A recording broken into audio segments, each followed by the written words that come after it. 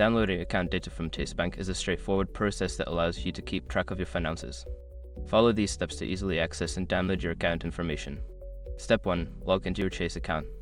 Visit the Chase Bank website and enter your username and password to log into your online banking account. Ensure you are using a secure internet connection. Step 2. Navigate to your account. Once loaded in, locate the account from which you want to download data.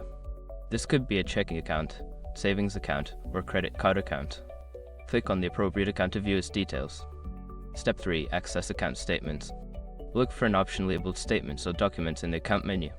Click on this option to view available statements and transaction history for your selected account. Step 4. Select the data range. Choose the specific date range for the account data you wish to download. You may have options for monthly, quarterly, or yearly statements, where you can customize the date range as needed. Step 5. Download the data. After selecting the desired statements, look for a download button or link. Choose your preferred file format such as PDF, CSV, or Excel and click to download the data to your device. By following these steps, you can easily download your account data from Chase Bank. This can help you manage your finances more effectively and keep a record of your transactions.